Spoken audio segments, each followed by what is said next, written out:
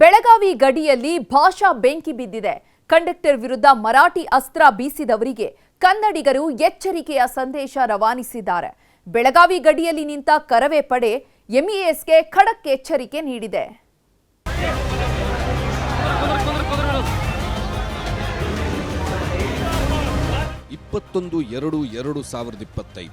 ಇವತ್ತಿಗೆ 5 ದಿನಗಳ ಹಿಂದೆ ಬೆಳಗಾವಿಯಲ್ಲಿ ಕಂಡಕ್ಟರ್ ಮೇಲೆ ಹಲ್ಲೆ ಆಯಿತು.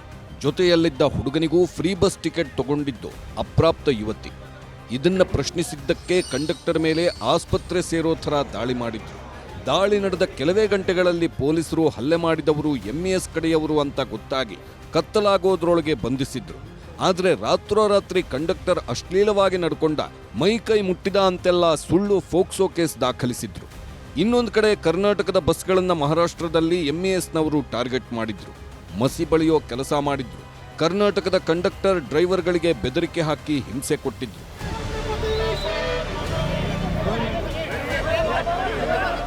ಯಾವಾಗ ಎಂಇಎಸ್ ಪುಂಡಾಟಿಕೆ ಜೋರಾಯಿತು, ಯಾವಾಗ ಶಿವಸೇನೆಯವರ ಹುಚ್ಚಾಟ ಮಿತಿಮೀರಿತೋ, ಯಾವಾಗ ಸರ್ಕಾರನೇ ಕಂಡಕ್ಟರ್ ಪರ ನಿಂತು ಎಂಇಎಸ್ನವರ ಪುಂಡಾಟಿಕೆ ಅಂತ ಸಚಿವರುಗಳೇ ಹೇಳಿಕೆ ಕೊಟ್ಟರು, ಆಗಲೇ ಕನ್ನಡ ಸಂಘಟನೆಗಳು, ಕನ್ನಡ ಪರ ಹೋರಾಟಗಾರರು ರಾಜ್ಯಾದ್ಯಂತ ಬೀದಿ ಬೀದಿಯಲ್ಲಿ ಹೋರಾಟಕ್ಕಿಳಿದ್ರು.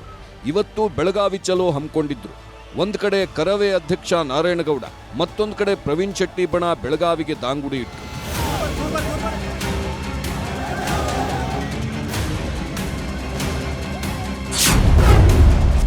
ಕಂಡಕ್ಟರ್ ಮೇಲೆ ಫೋಕ್ಸೋ ಕೇಸ್ ವಾಪಸ್. ಕಂಡಕ್ಟರ್ ಮಹದೇವಪ್ಪನವರ ಮೇಲೆ ಕೊಟ್ಟಿದ್ದ ಫೋಕ್ಸೋ ಕೇಸನ್ನ ವಾಪಸ್ ಪಡಿಬೇಕು ಅಂತ ಕರವೇ ಬಣದವರು ಪಟ್ಟು ಹಿಡಿದ್ರು. ಈಗ ಅಪ್ರಾಪ್ತ ಯುವತಿಯ ಕುಟುಂಬ ಫೋಕ್ಸೋ ಕೇಸ್ ವಾಪಸ್ ಪಡೆದಿದೆ. ನಾವು ಕನ್ನಡಿಗರು, ಕನ್ನಡಾಭಿಮಾನವಿದೆ, ಕೇಸ್ ವಾಪಸ್ ತಗೊಳ್ತೀವಿ ಅಂತ ಇಡೀ ಕುಟುಂಬದವರೇ ವಿಡಿಯೋ ಕಳಿಸಿ ಕ್ಷಮೆನೂ ಕೇಳಿದೆ. ಟಿಕೆಟ್ ಸಲುವಾಗಿ ಆದ ಜಗಳ, ಇದನ್ನು ಕನ್ನಡ ಮತ್ತು ಮರಾಠಿ ಅಂತ ಸುಳ್ಳು ಸುದ್ದಿ ಪ್ರಚಾರ ಮಾಡಿದ್ದಾರೆ. ನಾವು ಕನ್ನಡದ ಅಭಿಮಾನಿಗಳು. ಮಹಾರಾಷ್ಟ್ರ ಕರ್ನಾಟಕದ ಮಧ್ಯೆ ಜಗಳ ಪ್ರಾರಂಭವಾಗಿದೆ. ಇದನ್ನು ನೋಡಿ ನಮಗೂ ಬೇಜಾರಾಗಿದೆ. ನಾವು ಕನ್ನಡಿಗರು. ಅಪ್ರಾಪ್ತಿ ಯುವತಿ ಕುಟುಂಬದ ನಿರ್ಧಾರ ಕೇಳಿ ಫೋಕ್ಸೋ ಕೇಸ್ ಆರೋಪಿಯಾಗಿದ್ದ ಕಂಡಕ್ಟರ್ ಮಹದೇವಪ್ಪ ಸ್ವಲ್ಪ ನಿರಾಳರಾದರು. ಇನ್ನೊಂದು ಕಡೆ ಅಧಿಕಾರಿಗಳ ಗಮನಕ್ಕೆ ತರದೆ ಫೋಕ್ಸೋ ಕೇಸ್ ಹಾಕಿದ್ದ ಮಾರಿಹಾಳ ಠಾಣೆ ಸಿಪಿಐ ಗುರುರಾಜ್ನನ್ನು ವರ್ಗಾವಣೆ ಮಾಡಲಾಗಿದೆ. ಇವಾಗ ನನ್ನ ಮಗಳಂದ್ರು ಅಷ್ಟೇ, ಅವ್ರ ಮಗಳಂದ್ರು ಅಷ್ಟೇ. ಬಟ್ ಈ ತರ ಆಗಬಾರ್ದಿತ್ತು, ಏನೋ ಆಗಿದೆ. ಅವ್ರಿಗೆ ಗೊತ್ತಾಗಿದೆಲ್ಲ ಸರ್, ನನ್ನ ನಿಜಾಂಶ ಏನು ಅನ್ನೋದು ಅವ್ರಿಗೆ ಗೊತ್ತಾಗಿದೆ. ಬಟ್ ಅವರು ಅಕ್ಕಪಕ್ಕದ ಊರಲ್ಲಿ ಕೇಳಿರ್ಬೋದು ಇವ ಕಂಡಕ್ಟರ್ ಹೇಗೆ ಏನು ಅಂತ. ಬಟ್ ಅವ್ರು ಕೇಳ್ಕೊಂಡು ಹಿಂದೆ ತೊಂದಿರ್ಬೋದಲ್ಲ ಸರ್. ಕಂಡಕ್ಟರ್ ಮೇಲಿನ ಫೋಕ್ಸೋ ಕೇಸ್ ವಾಪಸ್ ಪಡೆಯುವುದಾಗಿ ಕುಟುಂಬದವರು ಹೇಳಿದ್ದಾರೆ. ಪೊಲೀಸರು ಕೋರ್ಟ್ಗೆ ತನಿಖೆ ನಡೆಸಿ ರಿಪೋರ್ಟ್ ಸಲ್ಲಿಸ್ತೀವಿ ಎಂದರು. ಅಲ್ಲಿಗೆ ಪ್ರಕರಣ ಒಂದು ಹಂತಕ್ಕೆ ಇತ್ಯರ್ಥವಾಗ್ತಿದೆ. ಈ ಮಧ್ಯೆ ಬಸ್ ಕಂಡಕ್ಟರ್ ಅನ್ನ ಭೇಟಿಯಾದ ಕರವೇ ಅಧ್ಯಕ್ಷ ನಾರಾಯಣಗೌಡ ಧೈರ್ಯ ತುಂಬಿದ್ರು.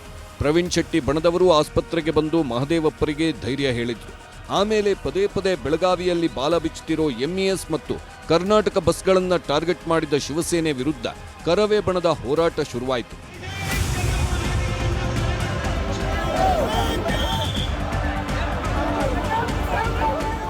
ಬೆಳಗ್ಗೆಯಿಂದ ಸಂಜೆವರೆಗೂ ಗುಂಡಾಗಿರಿ ಮಾಡೇ ಬದುಕ್ತಿತ್ತು ಮಹಾರಾಷ್ಟ್ರದಲ್ಲಿ. ಅದಕ್ಕಾಗಿ ಶಿವಸೈನ್ಯ ಬೇಡ, ಗುಂಡಾ ಸೈನ್ಯ ಅಂತ ಹೇಳಿ ಇಟ್ಕೊಂಡ್ರೆ ಸರಿ ಅಂತ ಅನ್ಸುತ್ತೆ. ನಮ್ಮ ಪೊಲೀಸ್ ಅಧಿಕಾರಿಗಳು ಇಂಥ ಗೂಂಡಾಗಳನ್ನ ಯಾವುದೇ ಬಿಲ್ನಲ್ಲಿ ಅಡಗಿದ್ರು ಹಿಡಿದು ತಗೊಂಬಂದು ಗುಂಡಾ ಕಾಯ್ದೆ ಹಾಕಿ ಅವರು ಜೈಲಿಗೆ ಕಳಿಸ್ರಿ. ಬೆಳಗಾವಿಯಲ್ಲಿ ಮರಾಠಿ ಪುಂಡರ ಹಾವಳಿ ಕಡಿಮೆ ಆಗಿಲ್ಲ. ಹೀಗಾಗಿ ಕರ್ನಾಟಕದಿಂದ ಪ್ರತಿದಿನ ಓಡಾಡುತ್ತಿದ್ದ 509 ಬಸ್ಗಳು ಮಹಾರಾಷ್ಟ್ರಕ್ಕೆ ಹೋಗ್ತಿಲ್ಲ. ಮಹಾರಾಷ್ಟ್ರದಿಂದ ರಾಜ್ಯಕ್ಕೆ ಬರ್ತಿದ್ದ 100ಕ್ಕೂ ಹೆಚ್ಚು ಬಸ್ಗಳನ್ನು ತಡೆಹಿಡಿಯಲಾಗಿದೆ. ಇದರಿಂದ ಜನರಿಗೆ ಆಗ್ತಿರೋ ಅನಾನುಕೂಲ ಅಷ್ಟಿಷ್ಟಲ್ಲ. ಪ್ರಕರಣ ಸ್ವಲ್ಪ ತಣ್ಣಗಾಗ್ತಿದ್ದಂತೆ ಸಿಎಂ ಸಿದ್ದರಾಮಯ್ಯ ಹಿರಿಯ ಪೊಲೀಸ್ ಅಧಿಕಾರಿಗಳು ಹಾಗೂ ಸಚಿವ ರಾಮಲಿಂಗಾರೆಡ್ಡಿ ಅವರನ್ನ ಕರೆದು ಸಭೆ ನಡೆಸಿದ್ರು. ಸಭೆಯಲ್ಲಿ ಕರ್ನಾಟಕದ ಬಸ್ಗಳಿಗೆ ರಕ್ಷಣೆ ನೀಡಲು ಆದೇಶ ಮಾಡಿದ್ರು. ಜೊತೆಗೆ ಮಹಾರಾಷ್ಟ್ರ ಸರ್ಕಾರದ ಜೊತೆಗೂ ಮಾತಾಡಿ ಶಿವಸೇನೆಯವರು ಬಾಲ ಬಿಚ್ಚದಂತೆ, ಕರ್ನಾಟಕ ಬಸ್ಗಳನ್ನ ಟಾರ್ಗೆಟ್ ಮಾಡದಂತೆ ನೋಡ್ಕೊಳ್ಳಿ ಅಂತಾನೂ ಮನವಿ ಕಳಿಸಿದ್ದಾರೆ. ಫ್ರೀ ಬಸ್ ಟಿಕೆಟ್ಗೋಸ್ಕರ ಸುಳ್ಳು ಕಥೆ ಕಟ್ಟಿ ಕಂಡಕ್ಟರ್ಗೆ ಥಳಿಸಿದ್ರು. ಭಾಷೆಯ ಕಿಚ್ಚು ಹಚ್ಚಿ ಸುಳ್ಳು ಫೋಕ್ಸೋ ಕೇಸ್ ಹಾಕಿಸಿದ್ರು. ಈಗ ಸುಳ್ಳು ಕೇಸ್ ಕೊಟ್ಟವರು ಕೇಸನ್ನ ವಾಪಸ್ ತಗೊಂಡಿದ್ದಾರೆ. ಮತ್ತೆ ಬಸ್ ಸಂಚಾರನೂ ಶುರುವಾಗ್ತಿದೆ. ಆದರೆ ಎಂಇಎಸ್ ಪುಂಡರು ಮತ್ತೆ ಬಾಲ ಬಿಚ್ಚದಂತೆ ಸರ್ಕಾರ ಮತ್ತು ಪೊಲೀಸ್ ಇಲಾಖೆ ಕ್ರಮ ತಗೊಂಡ್ರೆ ಇಂಥ ಘಟನೆಗಳಿಗೆಲ್ಲ ಇತಿಶ್ರೀ ಹಾಡಬಹುದು.